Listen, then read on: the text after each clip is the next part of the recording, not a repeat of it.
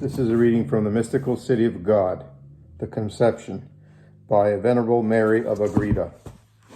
Chapter 3. Of the knowledge of the divinity which was conferred upon me, and of the decree of the creation of the world. 26. O King, most high and most wise Lord, how incomprehensible are thy judgments, and inscrutable thy ways. Romans chapter 11, verse 24. Invincible God, enduring forever, and whose beginning is unknown. Ecclesiasticus chapter 18, verse 1. Who can understand thy greatness, and who can be worthy of thy most magnificent works? Or who can tell thee why thou hast created them? Romans chapter 9, verse 20. For thou art exalted above all of them, and our vision cannot reach thee, and our understanding cannot comprehend thee. Mayest thou be blessed, magnificent King, because thou hast deigned to show me, thy slave, and a vile worm of the earth, great sacraments and most sublime mysteries, exalting my habitation and raising my spirit to a height in which I saw things unspeakable. I saw the Lord and Creator of all things. I perceived, as it were, the exaltedness of a being existing in itself, before it created any other thing. I do not know the manner in which it showed itself to me, but I know that what I saw and perceived.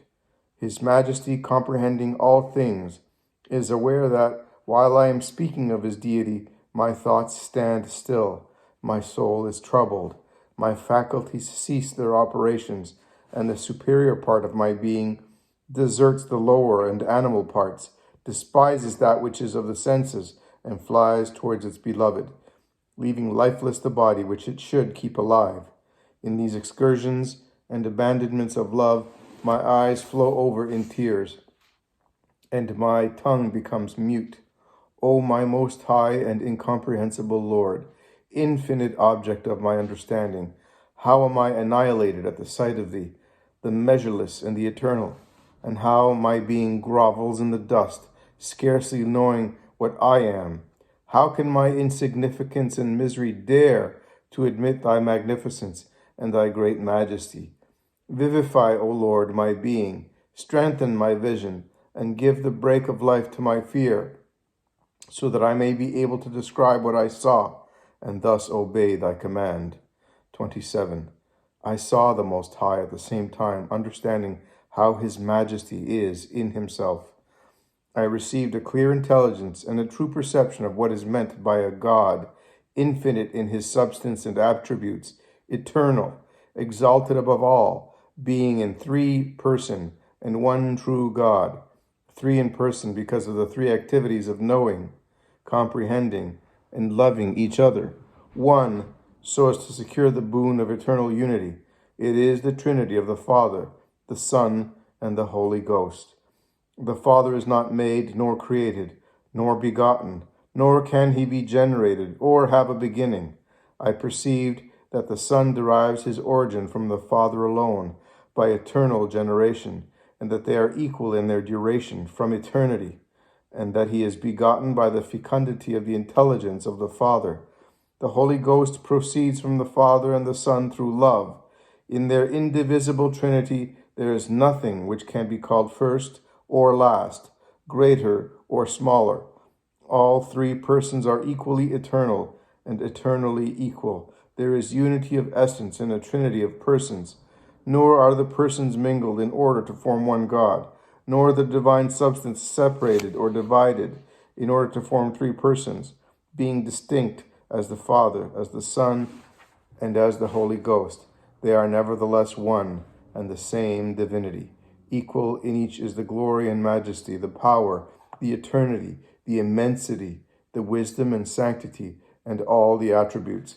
And though there are three persons in whom these infinite perfections subsist, he is the one and true God, the holy, the just, the powerful, the eternal, and the measureless. 28. I also obtained an understanding of the manner in which this Trinity comprehends itself by simple vision, so that no new or distinct cognition is necessary. The Father knows that which is known to the Son, and the Son and the Holy Ghost know that which is in the intelligence of the Father. I understood how they love one another with one and the same immense and eternal love, how there is a single, indivisible, and equal oneness of intelligence, love, and action, how there is one simple, incorporeal, and indivisible nature, a divine essence of the true God, in which are joined and united all the perfections in their highest and in an infinite degree. I learned also to understand the quality of these perfections of the highest Lord, that he is beautiful without a blemish, great without quantity, good without need of qualification, eternal without the duration of time, strong without any weakness, living without touch of decay, true without deceit, present in all places, filling them without occupying them, existing in all things without occupying any space. There is no contradiction in his kindness, nor any defect in his wisdom. In his wisdom he is inscrutable. In his decrees he is terrible. In his judgments just. In his thoughts most hidden. In his words most true. In his works holy. In his riches affluent. To him no space is too wide, no narrowness causes restraint. His will does not vary. The sorrowful does not cause him pain. The past has not passed for him, nor does the future happen in regard to him. O eternal immensity, what illimitable expansion have I seen in thee? What vastness do I see in thy infinite being? Vision does not terminate, nor ever exhaust itself in thy abyss of being. This is the unchangeable essence, the being above all other things, the most perfect sanctity, the most constant truth. This is the infinite, the length, the breadth, the height, and the depth. Glory and its cause, rest without fatigue, goodness immeasurable. All this I saw at the same time, but the power to describe it more fully fails me. 30.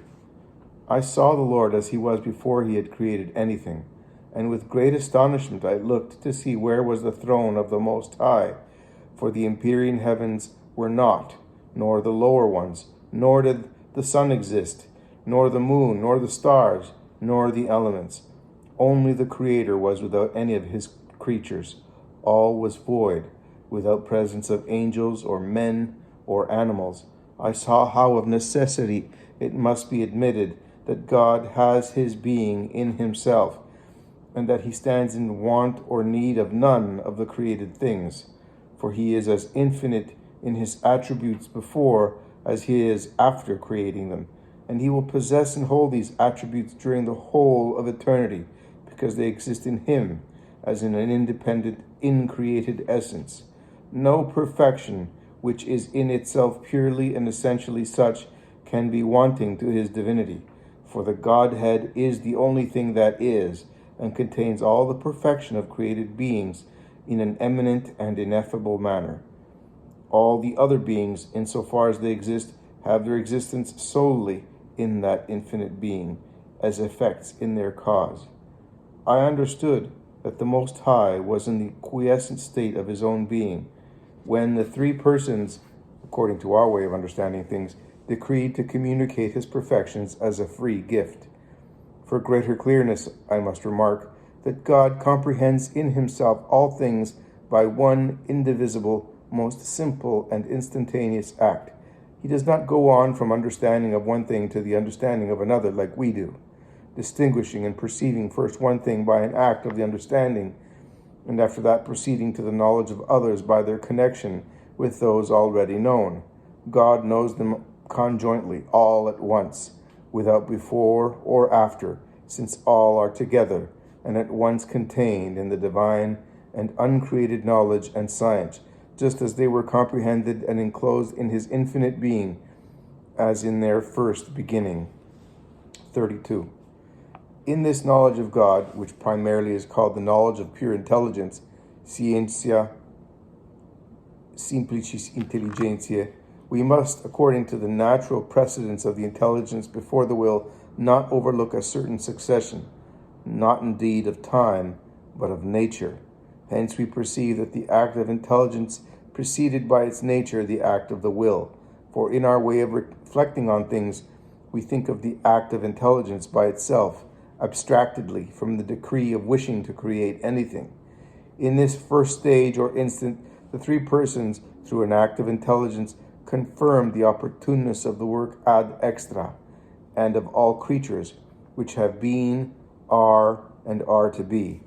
Though I am unworthy to know the order which he followed, of which we as men are enabled to perceive in the decree of creation, his majesty nevertheless deigned to take notice of a request which I made in this regard.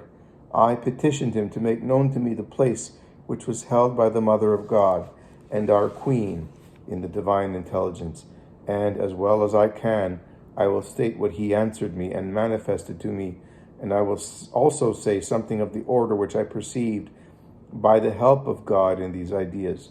I divide them according to moments or instants, for it is impossible to accommodate the knowledge of this divine science to our capacity in any other way.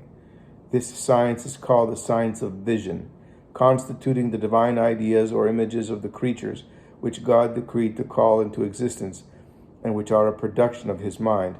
By them he knows creatures which are with an infinitely more precise knowledge than we can ever have of them.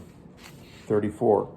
Although this divine knowledge is one, most simple and indivisible, nevertheless, since the things which I see are many, and since there is a certain order, by which some are first and some come after, it is necessary to divide the knowledge of God's intelligence and the knowledge of his will into many instants, or into many different acts, according as they correspond to the diverse order of created things.